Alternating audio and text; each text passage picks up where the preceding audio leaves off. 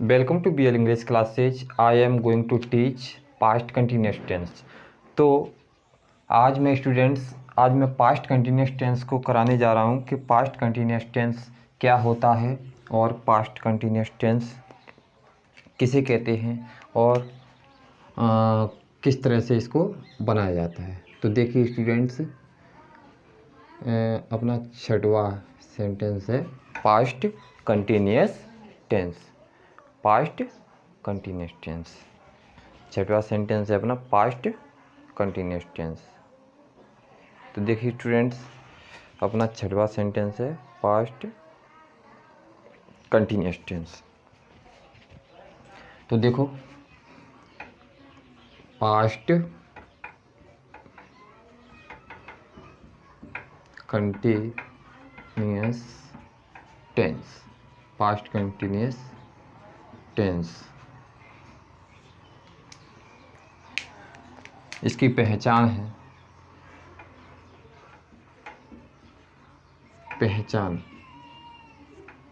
पहचान ऐसे वाक्य जिनके अंत में रहा था,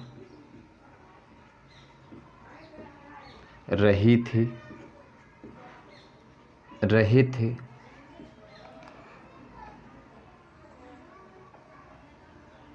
रही थी, रहे थे आदि शब्द आते हैं। तो ऐसे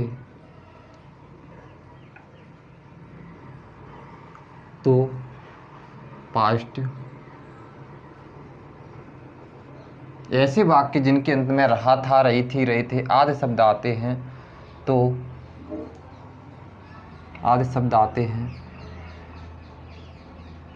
वे वाक्य पास्ट कंटिन्यूअस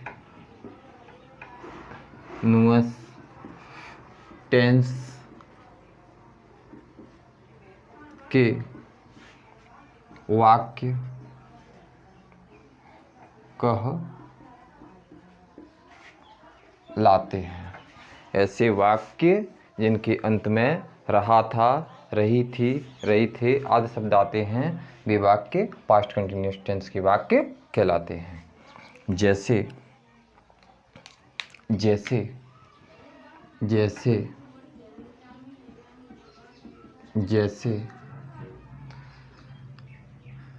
सुनील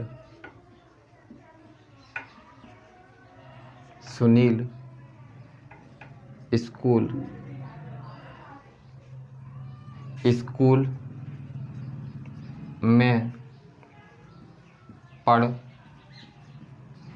रहा था। ममता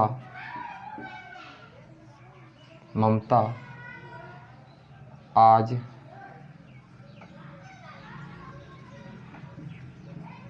नहीं बना रही थी। वह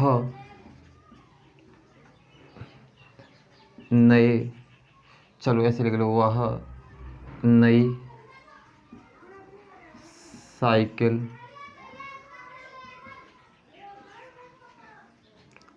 चला रहा था। बच्चे शोर नहीं मचा रहे थे। बच्चे शोर नहीं मचा रहे थे। तो देखिए स्टूडेंट्स, इसका स्ट्रक्चर देखते हैं। स्ट्रक्चर क्या होता है?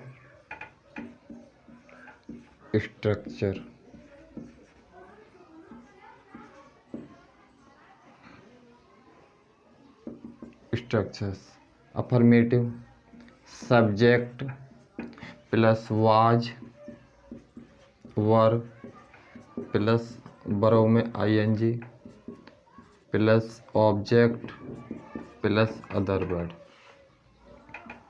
Negative, subject plus was, were plus not plus verb में ING plus object plus other word.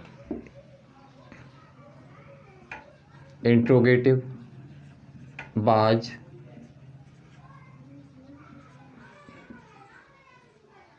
बर plus subject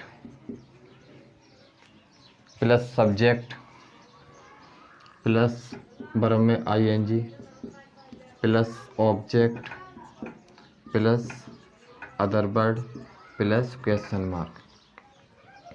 interrogative and negative, was, were plus subject plus verb में ING plus subject not, verb में ING, object plus words question mark. तो देखिए students, इसकी note और लिखेंगे। Note में लिखेंगे, एक वचन कर्ता के साथ बाज बहुवचन कर्ता के साथ बर बहुवचन कर्ता के साथ बर। अब उसके बाद हम इसका एग्जाम्पल लिखेंगे बच्चों। तो देखिए स्टूडेंट्स, एग्जाम्पल्स देखो, रानी पानी ला रही थी। रानी पानी ला रही थी।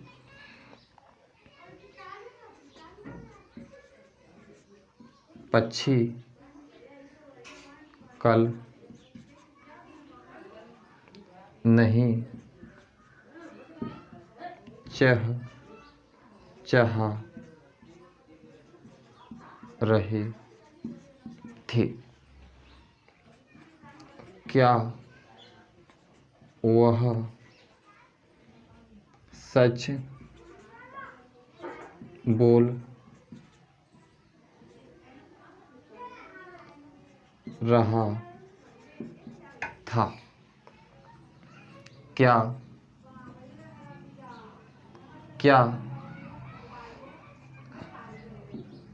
गुंजा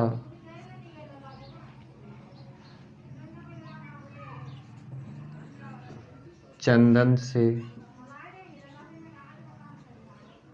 बात नहीं कर रही थी? तो देखिए स्टूडेंट्स, हम इनको समझते हैं अच्छी तरह से। हमारा टेंस है पास्ट कंटिन्यूअस टेंस। तो देखिए पास्ट कंटिन्यूअस क्या होता है और इसे कैसे बनाते हैं। तो पास्ट कंटिन्यूअस का मतलब होता है, यानी कि पास्ट का मतलब भूतकाल और कंटिन्यूअस का मतलब यानी कि चल रहा था। कार्य क्या है? चालू था, चल रहा था। कंटिन्यूअस का मतलब रहता है कार्य जारी रहता है। तो देखिए बीते हुए समय में कोई व्यक्ति कोई कार्य कर रहा था या हम कुछ कार्य कर रहे थे बीते हुए समय में, तो उसे ही हम पास्ट कंटिन्यूअस टेंस कहते हैं। जैसे कि सुनील स्कूल में पढ़ रहा था, तो सुनील क्या है कि बीते हुए समय में पहले स्कूल पढ़ रहा था, यानी स्कूल में क्या कर रहा था? वो पढ़ाई कर रहा था, यानी कि पढ़ने की इसमें क्रिया जारी थी। ममता आज नहीं बना ममता आज नहीं बना रही थी, सॉरी, ममता आज चाय नहीं बना रही थी।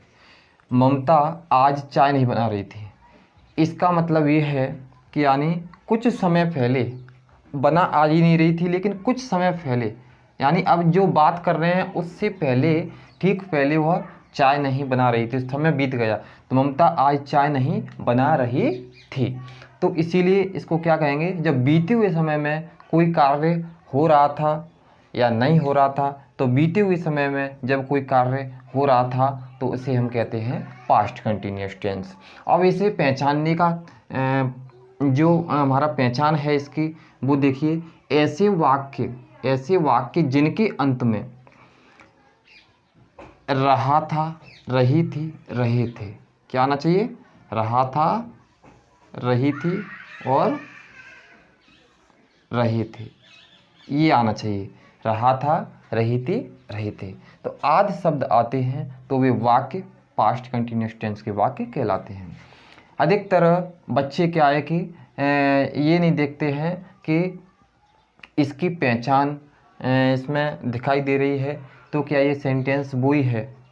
तो बच्चे क्या करते हैं, बच्चे सिर्फ ये देखते हैं कि इसमें रहा था, रही थी, रहे थे लगा है, कि चुका था, चुकी थी लगा है, कि समय लगा हुआ, यानी कि वे सिर्फ पहचान को देखते हैं, वे थोड़ा उसको समझने की कोशिश नहीं करते हैं। यानी कि बीते हुए समय में जब कोई कार्य हो रहा था, बीते हुए समय में जब कोई कार्य हो रहा था तो उसे हम कहते हैं पास्ट कंटिन्यूअस टेंस। यानी बीते हुए समय में कोई कार्य जारी था, उसे हम क्या कहते हैं, पास्ट कंटिन्यूअस हो रहा था। तो देखिए और आगे क्या होता है, जैसे कि सुनील स्कूल में पढ़ रहा था, ममता आज चाय नहीं बना रही थी, वह नई साइकिल चला रहा था, बच्चे शोर नहीं मचा रहे थे। तो अब इसका स्ट्रक्चर है, सब्जेक्ट, बाजवर, वर्ब में आईएनजी, ऑब्जेक्ट, अदर वर्ड्स। यानी कि सब्जेक्ट के बाद हेल्पिंग वर्ब, इससे बोलते हैं हेल्पिंग वर्ब, इससे क्या बोलते हैं, हेल्पिंग वर्ब।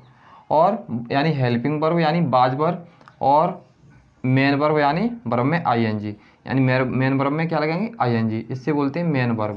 पहले हेल्पिंग वर्ब आती है, उसके बाद मेन वर्ब आती है। तो देखिए इसमें हेल्पिंग वर्ब और वर्ब में आईएनजी, ऑब्जेक्ट, अदर वर्ड्स। अब नेगेटिव वाला देखो, नेगेटिव में क्या करेंगे, सबसे पहले हेल्पिंग वर्ब यानी सब्जेक्ट के बाद हेल्पिंग वर्ब, सब्जेक्ट के बाद हेल्पिंग वर्ब, और हेल्पिंग वर्ब के तुरंत बाद नॉट लगाते हैं। कुछ बच्चों की आदत ये होती है, यानी कि वे कभी कभार मेन वर्ब के बाद नॉट लगा देते हैं, लेकिन हमको ऐसा नहीं करना है, सेंटेंस रॉन्ग हो जाता है। अब उसके बाद वर्ब में आईएनजी लिखेंगे, फिर ऑब्जेक्ट और अदर वर्ड्स। इंट्रोगेटिव सेंटेंस क्या वाला है, जो प्रश्न पूछने का कार्य करता है, हाँ का जवाब पूछने का कार्य करता है। जैसे कि सब इसमें क्या लगा हुआ है, सब्जेक्ट के बाद इसमें, सब्जेक्ट के पहले इसमें हेल्पिंग वर्ब, यानी इंट्रोगेटिव सेंटेंस में हमेशा सब्जेक्ट से पहले हेल्पिंग वर्ब आती है, चाहे वो कौन सा भी सेंटेंस हो, सब्जेक्ट से पहले यानी कि सहायक क्रिया यानी कि हेल्पिंग वर्ब आती है। यानी कि इसमें बाजवर है तो इसमें बाजवर आएगी, उसके बाद वर्ब में आईएनजी, यानी कि वर्ब में आईएनजी जरूर लगता है, ऑब्जेक्ट, अदर वर्ड्स। ऐसे ये वाला सेंटेंस है, तो इंट्रोगेटिव नेगेटिव वाला सेंटेंस है। तो देखिए हेल्पिंग वर्ब सब्जेक्ट से पहले ही आनी है और नॉट सब्जेक्ट के बाद। देखिए नॉट का प्रयोग कई एक बच्चे क्या करते हैं कि हमने तो पहले हेल्पिंग वर्ब के बाद ही नॉट लगाई थी, तो आज भी हम हेल्पिंग वर्ब के बाद लगाएंगे। तो कुछ बच्चे ऐसे भी होते हैं, कुछ बच्चे ऐसे होते हैं जो कि मेन वर्ब के बाद भी लगाना चाहते हैं, तो रॉन्ग हो जाता है, सेंटेंस गलत हो जाता है। और कुछ बच्चे ऐसे भी हैं कि बाज वर्ब लगाते हैं तो उन्हीं के साथ में हेल्पिंग वर्ब क्या लगा देते हैं, नॉट भी लगाते हैं, लेकिन रॉन्ग हो जाता है, गलत हो जाता है सेंटेंस। तो हमको क्या करना है कि जब सेंटेंस में कर्ता के बाद हेल्पिंग वर्ब आ रही है तो हेल्पिंग वर्ब के बाद नॉट लगाएंगे। अगर सेंटेंस में कर्ता से पहले हेल्पिंग वर्ब आ रही है तो फिर कर्ता के बाद नॉट लगाएंगे, यानी हेल्पिंग वर्ब होने पर हेल्पिंग वर्ब के बाद नॉट लगाएंगे और हेल्पिंग वर्ब न होने पर सब्जेक्ट के बाद यानी कर्ता के बाद नॉट लगाएंगे। तो इस तरह से हम इनको बनाएंगे। तो देखिए मैंने कई एक बार बताया है कि कंटिन्यूस वाला सेंटेंस चाहे कौन से भी रूप में हो उसमें वर्ब में हमेशा आईएनजी ही आता है, उसमें हमेशा आईएनजी ही आता है, चाहे कौन सी भी मतलब कौन सा भी रूप हो उसका, उसमें क्या आता है, वर्ब में आईएनजी आता है। तो देखिए और हमें क्या करना है आगे, जैसे कि पहले क्या करते थे, पहले अब आगे देखो, पहले एक वचनकर्ता के साथ बाज और बहुवचन के साथ वर। तो देखिए इसमें बाज और वर दिया हुआ है। कुछ बच्चे ये सोचेंगे कि सर आपने ये तो बता दिया कि हेल्पिंग वर्ब बाज वर लगती है, लेकिन लगती कब है, इसमें से बाज कब लगती है और वर कब लगाते हैं। तो देखिए स्टूडेंट्स, एक वचनकर्ता के साथ यानी कि कर्ता यदि एक वचन होता है तो लगाते हैं हम लगाते हैं हम बाज, क्या लगाते हैं, बाज, और बहुवचन करता होता है तो लगाते हैं हम बर। तो देखिए अब देखिए मैंने आपको एक वचन बहुवचन करता मैंने पहले समझा दिए और आज मैं फिर दोबारा समझाना चाहता हूँ। तो देखिए एक वचन करता क्या होते हैं, एक वचन करता होते हैं जैसे कि ही, सी, इट, कोई एक नाम, जैसे ही माने वह, इसका मतलब होता है यह, इसका प्रयोग होता है पुरुष के लिए। सी माने वह, इसका प्रयोग होता है स्त्री के लिए। और इट का मतलब होता है यह जानवरों के लिए प्रयोग होता है या निर्जीव वस्तुओं के लिए प्रयोग होता है। अब कोई एक नाम आ जाए, अब बहुवचन करता, तो देखिए बहुवचन करता क्या होता है,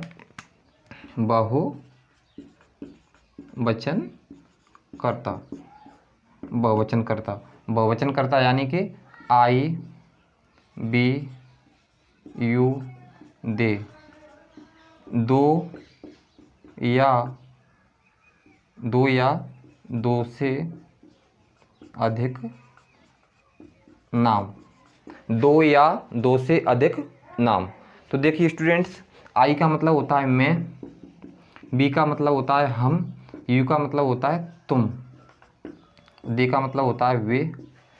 तो देखिए स्टूडेंट्स, मैं इनको क्यों समझाना चाहता हूँ, क्योंकि एक वचन करता यानी कि सिंगुलर सब्जेक्ट और प्लूरल सब्जेक्ट, यानी एक वचन और बहुवचन कर्ता का इतना प्रयोग होता है, इंग्लिश में इतना प्रयोग होता है बहुत ही ज़्यादा। अगर आप एक वचन और बहुवचन नहीं जानते हैं तो ये समझो कि आप सेंटेंसों को बना ही नहीं पाएंगे। एक वचनकर्ता और बहुवचनकर्ता के अनुसार ही हमारी जितनी भी इंग्लिश स्पोकन है या इंग्लिश ग्रामर है या हमारी जो अंग्रेजी है वो इन्हीं के आधार पर चलती है।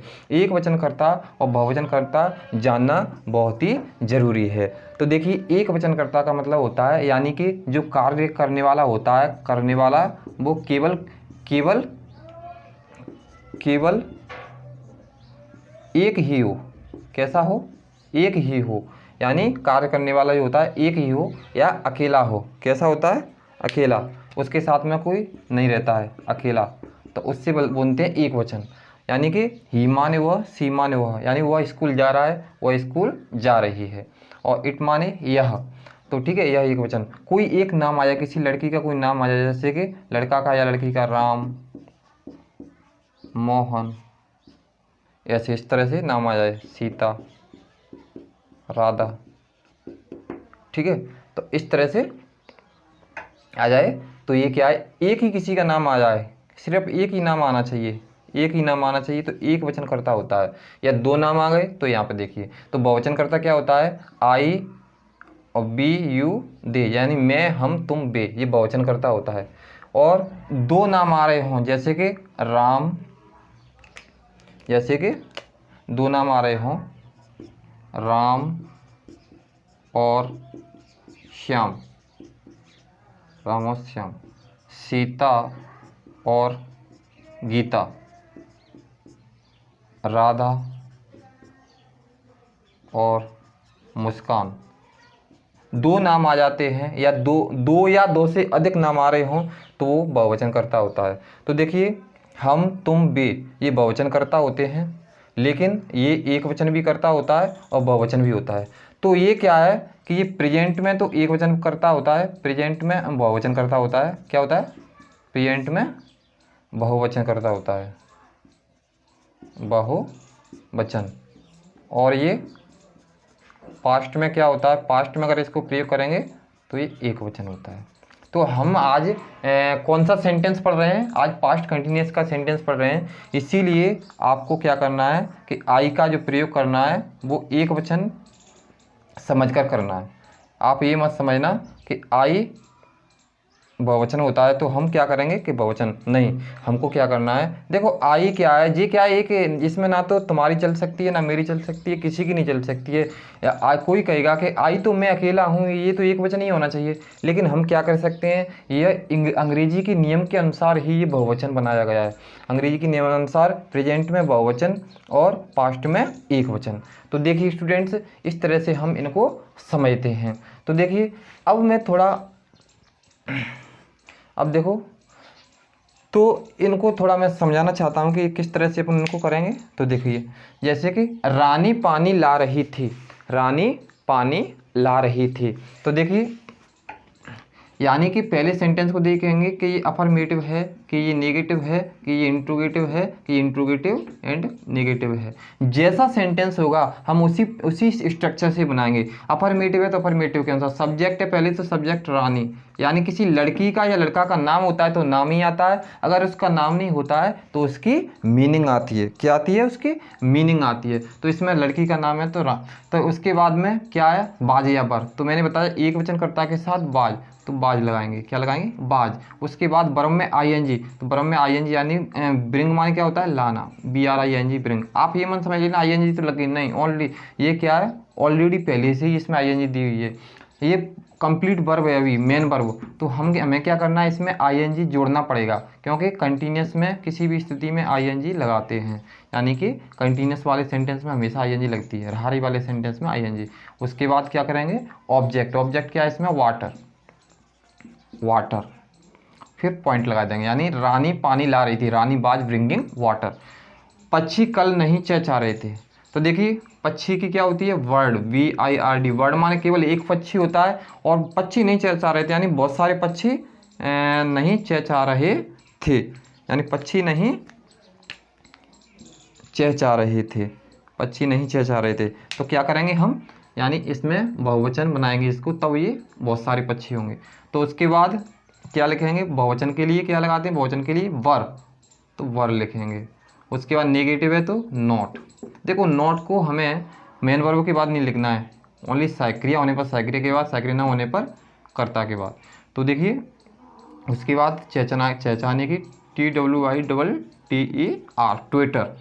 अब उसके बाद यानी कि बर्ड्स वर नॉट ट्विटर। अब इसमें मैंने क्या बताया, कंटिन्यूस में हमेशा क्या लगाते हैं, ING। तो ट्विटरिंग, ट्विटरिंग। उसके बाद क्या है, नहीं चहचहा रहे थे। कब नहीं चहचहा रहे थे, देखो कल दो तरह से होते हैं, एक जो बीता हुआ कल होता है और आने वाला कल। तो ये क्या, पक्षी कल नहीं चहचहा रहे थे, तो ये पास्ट कंटिन्यूस का सेंटेंस है, यानी भूतकाल का है, तो यानी बीते हुए समय का है, तो बीता हुआ कल ही है ये। तो ये क्या है, कल। तो कल की लिखेंगे YESTERDAY। अब देखिए स्टूडेंट्स, क्या वह सच बोल रहा है, तो ये तो हमारा नेगेटिव था। अब हमारा कौन सा है, इंट्रोगेटिव। तो इंट्रोगेटिव के लिए हम क्या करते हैं कि सब्जेक्ट से पहले हमको हेल्पिंग वर्ब लगानी पड़ती है। तो हम सबसे पहले हेल्पिंग वर्ब लगाएंगे। इसमें एक वचन है तो बाज, बाज, और रहा था यानी कि एक वचन है तो ही। अब स्पीक माने होता है बोलना, क्या होता है, स्पीक माने बोलना। अब इसमें क्या लगाएंगे, ING। स्पीकिंग क्या बोल रहा है, सच, तो द ट्रुथ, TRUTH, ट्रुथ। अब प्रश्नवाचक है, यानी क्वेश्चन मार्क निशान लगेगा, यानी कि अगर प्रश्नवाचक वाक्य है, इंट्रोगेटिव वाक्य है, तो इंट्रोगेटिव निशान ही लगेगा। यानी कि अगर हम इस मार्क को, क्वेश्चन मार्क को नहीं लगाते हैं तो सेंटेंस रॉन्ग हो जाएगा। अब इसको देखिए, क्या गुंजा चंदन से बात नहीं कर रही थी। तो इसमें नेगेटिव भी है, इंट्रोगेटिव है। तो देखिए क्या और नहीं दिया है, तो आपको पता ही चल गया होगा कि सब्जेक्ट से पहले हमको क्या लगाना पड़ेगा, गुंजा नहीं कर रही है बात, तो इसमें क्या है, बाज। गुंजा के लिए गुंजा, क्योंकि लड़की का नाम है, लड़का लड़की का नाम होता है, वो लड़की वो ही आएगा। अब नेगेटिव है तो नॉट यहाँ पे लगाएंगे। कुछ बच्चे क्या कर देते हैं इसके बाद साथ में लगाते हैं या फिर मेन वर्ब के, ऐसा नहीं करना है। हेल्पिंग वर्ब होने पर हेल्पिंग वर्ब के बाद नॉट, हेल्पिंग वर्ब ना होने पर सब्जेक्ट के बाद नॉट। तो देखिए सब्जेक्ट के बाद नॉट लग गया और बात करना की होती है TAL की, टॉक। अब वर्ब में क्या लगाएंगे, ING। अब किससे बात नहीं कर रही है, चंदन से, तो टॉक के साथ हमेशा क्या लगाएंगे, टू। टॉक का साथ ही क्या रहता है, टू रहता है। तो देखिए टॉक चंदन से बात नहीं कर रही है तो चंदन लिख देंगे, CHANDAN, चंदन। अब प्रश्नवाचक निशान लगा देंगे, क्या लगा देंगे, प्रश्नवाचक निशान लगाएंगे। तो देखिए स्टूडेंट्स, इस तरह से हम प्रश्नवाचक निशान लगा के इनको बना देंगे। अब ये इस तरह से हमारा जो है कि पास्ट कंटिन्यूस टेंस अच्छी तरह से हो गया है। अब एक अलग तरीके से भी सेंटेंस बनाने के लिए आ सकता है पास्ट कंटिन्यूस में, तो वो आप अच्छी तरह से देखिए कि किस तरह से आ सकता है। देखिए इस तरह से आ सकता है, जैसे कि हुआ था, हुआ है, हुआ है, और हुआ हुए थे, हुए थे। सॉरी, थोड़ा दिमाग मेरा मोबाइल पे चला गया। हुआ था, हुई थी, हुए थे। तो देखिए स्टूडेंट्स, तो इस तरह से भी बना सकते हैं। तो देखिए, तो मैं इनको थोड़ा साफ कर दूँ इसको, उसके बाद मैं तुम्हें समझाने जा रहा हूँ कि यह किस तरह से सेंटेंस बनेगा। तो थोड़ा मैं इसको साफ कर लूँ, इसको अच्छी तरह से नोट कर लेना। देखो, मेरा कहने का मतलब ये है कि मैंने हाल ही आपसे कहा था कि बच्चे क्या होते हैं कि बच्चे सिर्फ पहचान को देखते हैं, वे उसका मतलब नहीं समझते हैं कि सेंटेंस क्या कह रहा है, सेंटेंस कह क्या रहा है, इसका मतलब क्या निकल रहा है। तो देखिए, जैसे कि इस तरह से भी आता है, लेकिन यह अलग तरीके से भी आ सकता है, हुआ था, हुई थी, हुए थे। यानी कि मेरा कहने का मतलब ये है कि पास्ट कंटिन्यूअस टेंस उस समय को कहा जाता है, उस कार्य को कहा जाता है जो पहले हो रहा था, जो मतलब बीते हुए समय में कोई कार्य हो रहा था, उसे हम पास्ट कंटिन्यूअस कहते हैं। और वह कार्य चालू था, कैसा था, चालू रहा था। तो देखिए इसमें ऐसे भी आ सकता है, हुआ था, हुई थी, हुए थे। तो देखिए यह किस तरह से आ सकता है, जैसे कि रानी, रानी, चलो इस वाले से लिख लो, रानी, रानी नए कपड़े पहने पहने हुई थी, पहने हुई थी, पहनी हुई थी, पहने हुए थे, हुए थी। ठीक है, रानी नए कपड़े पहने हुए थी। तो देखिए, या ऐसे भी कर सकते हैं, इसे रानी नए कपड़े पहने हुई थी, किसी भी तरीके से कर सकते हैं, पहने हुई थी कर सकते हैं हम, पहनी हुई थी। तो देखिए अब मैं दूसरा सेंटेंस लिख सकता हूँ, जैसे कि वह वह वह मेरी मेरी आपको क्या बता सकता हूँ मैं, वह मेरी पुस्तक लिए हुआ था। अब मैं कह सकता हूँ वे घर पर बैठे हुए थे, छत पर कर लो, ठीक है, छत पर बैठे हुए थे। अब मैं कह सकता हूँ वह रास्ते में खड़ा हुआ था। अब देखो, अब तुम सोच रहे होंगे कि सर ये आपने क्या दे दिया, ये कौन सा सेंटेंस है, ये तो हमने पहली बार देखा है। तो बच्चों, मैं इसी बात को कहना चाहता हूँ कि टेंस को हमेशा समझना चाहिए कि टेंस क्या कहता है। तो देखिए, रानी नए कपड़े पहनी हुई थी, रानी नए कपड़े पहने हुई थी। तो देखिए इसमें क्या है कि रानी जो थी वो नए कपड़े पहनी हुई थी। तो यानी कि पास्ट कंटिन्यूस, यानी कंटिन्यूस वो टेंस होता है जो कार्य जारी रहता है, उसमें कोई चीज़ जारी रहती है। तो रानी नए कपड़े पहने हुए थी, यानी जो पहनने की क्रिया है वो कब तक चलेगी, जब तक वो कपड़ों को उनको पहरी रहेगी। लेकिन ऐसी बात तो है नहीं कि वो उन कपड़ों को हमेशा ही पहरे रहे। तो यानी कि इसका कहने का मतलब ये है कि ये क्या है, अपूर्ण है, अपूर्ण भूतकाल है। ये कैसा है, यह कार्य पूरा नहीं है कि उसने हमेशा के लिए स्थायी परमानेंट पहन लिए। तो क्या है कि इसमें कपड़े पहने हुए थी, यानी कि क्या है कि मतलब हम दूसरे भी यानी कि कपड़े पहन सकते हैं। तो यानी इसका मतलब ये है कि यह स्थायी चीज़ नहीं है, यानी कि क्रिया समाप्त नहीं हुई है। तो इसलिए हम क्या करते हैं कि इसमें हम वो लगाते हैं, यानी पास्ट कंटिन्यूस की सक्रिया लगाएंगे। तो देखिए, रानी, रानी एक वचन है तो बाज, पहनने के लिए वियर। अब इसमें आईएनजी लगेगा वियर, क्योंकि हमें पास्ट कंटिन्यूस बनाना है। नए कपड़े की क्या लिखेंगे, new, new clothes, new clothes, new clothes. ठीक है, इस तरह से हम बनाएंगे न्यू क्लॉथ्स। अब ऐसे ही वह मेरी पुस्तक लिए हुए था। अब देखिए, वह मेरी पुस्तक लिए हुए था। अब बताइए, मैंने उसको पुस्तक दी, यानी कि वो मेरी पुस्तक है और वो लिए हुआ था। क्या वो पुस्तक को हमेशा ही लिए हुएगा, तो तब रख भी तो सकता है कभी। तो यानी कि वो जो क्रिया है उसकी लेने की, पुस्तक को लेने की, वो जारी है, लेकिन वह उसको कभी भी बंद कर सकता है। तो देखिए, जब क्रिया चालू रहती है तो वो होता है कंटिन्यूस। अब कंटिन्यूस होता है, कौन सा होता है, कंटिन्यूस। तो इसीलिए हम इसको पास्ट कंटिन्यूस में ही बना रहे हैं, इसीलिए हम इसको किस में बना रहे हैं, पास्ट कंटिन्यूस। तो वह मेरी पुस्तक लिए हुआ था, तो ही बाज, लिए हुआ था, तो टेक माने लेना, और ING taking, my book, my book. इस तरह से वे छत पर बैठे हुए थे, वे छत पर बैठे हुए थे।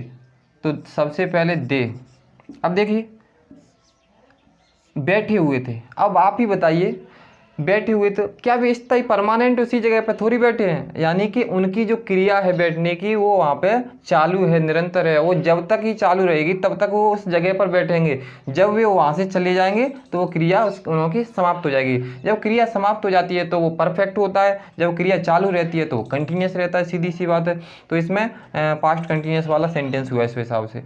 तो दे, जब क्रिया चालू रहती है या चल रही है तो वह चल रही थी तो होता है पास्ट कंटिन्यूस। तो दे वर, बहुवचन के लिए क्या लगाते हैं, वर, और बैठने के लिए सिट। अब इसमें आईएनजी लगा देंगे, सिटिंग। अब कहाँ पे बैठे हुए थे, on the roof, on the roof. उसके बाद वह रास्ते में खड़ा हुआ था, तो ही, ही बाज।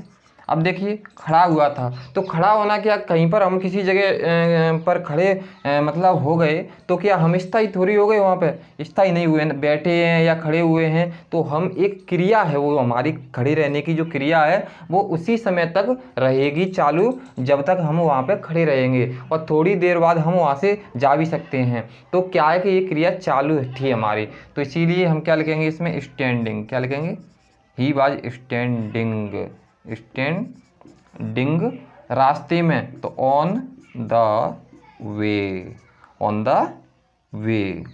अब पॉइंट लगा देंगे इसमें। तो इस तरह से हम इन सेंटेंसों को बनाते हैं।